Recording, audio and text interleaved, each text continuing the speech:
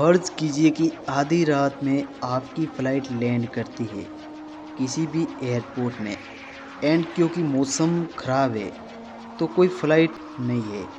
अभी पूरा एयरपोर्ट खाली पड़ा है। आप एयरपोर्ट में उतरते हो और आप देखते हो तो आसपास कोई भी नहीं रहता। सिर्फ कुछ शॉप और कुछ स्टाफ लोग रहते हैं। बस आप एक जगह पर बैठे इंतज़ार करते हो कि मौसम थोड़ा ठीक हो जाए, फिर आप अपने घर के लिए निकल सकते हो। आप एक जगह पर बैठे रहते हो और अचानक से आपको ऐसा महसूस होता है कि आपके कानों में कोई शख्स आके आपका ही नाम ले रहे।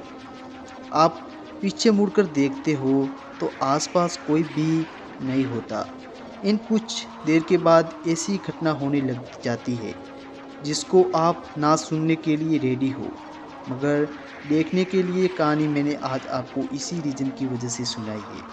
क्योंकि आज की ये कहानी है, इस वीडियो में यह भी है कि एक एयरपोर्ट की कहानी है जो कि विकिपीडिया में बहुत ही ज़्यादा फेमस हो गई थी। एक हैदराबाद की कहानी एंड विकिपीडिया एंड ये बहुत सारे सोर्सेस से हमको बहुत ही सारी कहानियाँ मिली है। इसमें से एक कहानी सबसे ज़्यादा खौफनाक है जो आज इस वीडियो में हम नरेट करेंगे। आज की ये जो कहानी है यह हमारे ही एक सब्सक्राइबर फैन ने भेजी है हमारे ईमेल द्वारा। एंड गाइस, ये जो कहानी है उसकी वाइफ की है। यह उसी के बारे में होने वाली है। अगर आप भी चाहते हो कि हमारी किसी हॉरर स्टोरी के ऊपर एक वीडियो बनाया जाए तो प्लीज़ हमें ईमेल आईडी द्वारा अपनी पूरी कहानी लिख दीजिए और आपका नंबर भी डाल दीजिए, क्योंकि हमें वेरिफिकेशन भी करना होता है कि ये कहानी सच्ची है या सिर्फ एक बनावटी कहानी है। शुक्रिया, नीचे दी गई आईडी दी है डिस्क्रिप्शन में, वहाँ जाके आप अपनी कहानी लिख सकते हो। और दोस्तों, वीडियो शुरू करने से पहले आपको अगर ऐसी ही हॉरर स्टोरी देखना पसंद है तो हमारे चैनल को ज़रूर से सब्सक्राइब कर दीजिएगा और वीडियो पर एक प्यारा सा कमेंट कर दीजिएगा कि आप कहाँ के रहने वाले हो। चलिए दोस्तों, हम कहानी की शुरुआत करते हैं। साल 2019, Rajiv Gandhi international airport AM Shamshabad airport जो कि हैदराबाद में सिचुएटेड है। ये वही का इंटरनेशनल एयरपोर्ट है। एंड ये कहानी एक लड़की की है जिसका नाम होता है मीजा, जो कि हैदराबाद की रहने वाली थी, लेकिन कई सालों से मुंबई में रह रही थी अपने काम की वजह से। लेकिन वह वापस जाना चाहती थी हैदराबाद में छुट्टियों के लिए अपने माँ बाप के पास।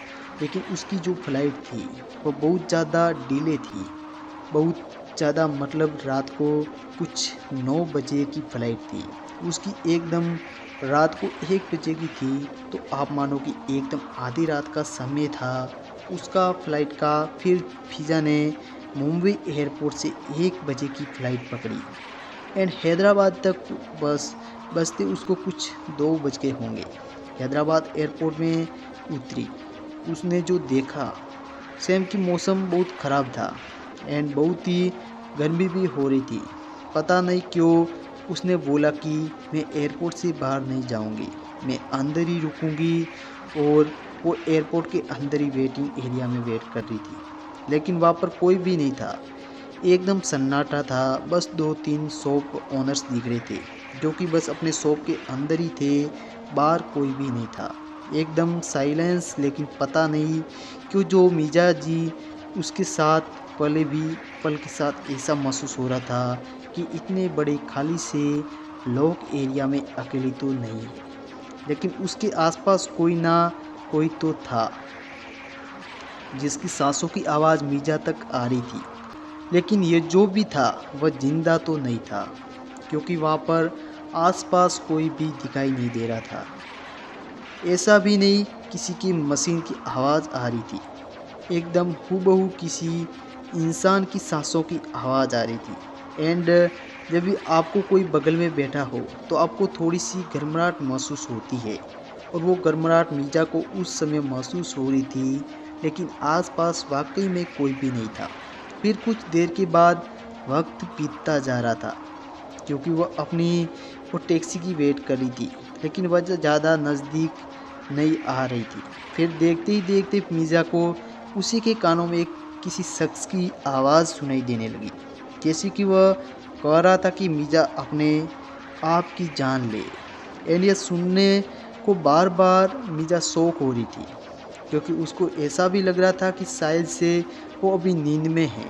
उसको रात में कुछ भी चीज़ें सुनाई दे रही है।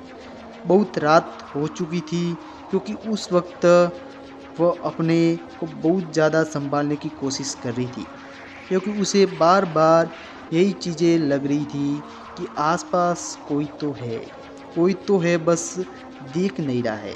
एंड गाइज वो जगह कैसी थी आपको पता है कि एक बहुत बड़ा हॉल टाइप का था, जिसके अंदर अलग अलग गेट्स थे एंड वहाँ पर अलग अलग सीट्स भी थी, जहाँ पर लोग वेट करते रहते हैं। लेकिन पूरे सारे सीटिंग एरिया में सिर्फ मीज़ा अकेली थी। वह अपने आसपास देख रही थी, उसे कुछ भी नहीं दिखाई दे रहा था। लेकिन अचानक से उसने जब पीछे देखा, पीछे एक मजदूर बैठा हुआ था, एक आदमी, जैसे कि वह किसी कंस्ट्रक्शन की जगह पर काम करके आया हो।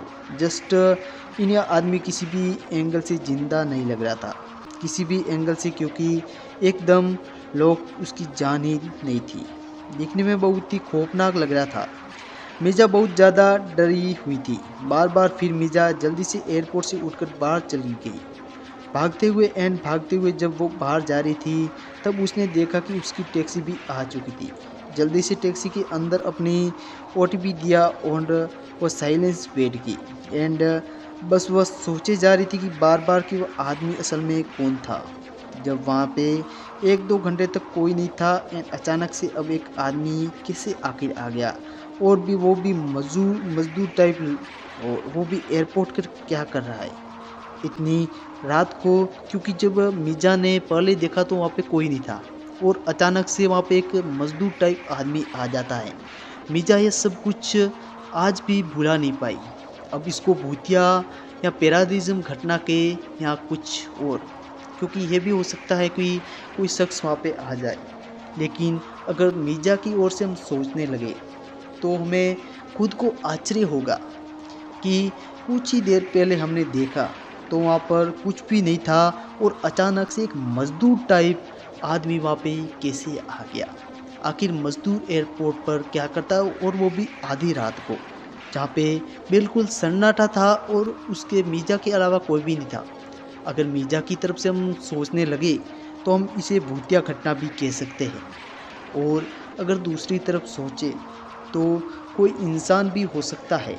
जो भी गाइज रहा हो, वो खौफनाक डर था। अगर आपके साथ भी ऐसा कुछ घटित हो तो आप रहस्य अलर्ट पर ज़रूर से संपर्क कीजिए, और अपनी आईडी हमारे ईमेल पर भेज दीजिए, ताकि आगे की कहानी आपकी होगी। आप बने रहिए रहस्य अलर्ट पर। हम फिर मिलते एक ऐसी डरावनी खौफनाक कहानी के साथ।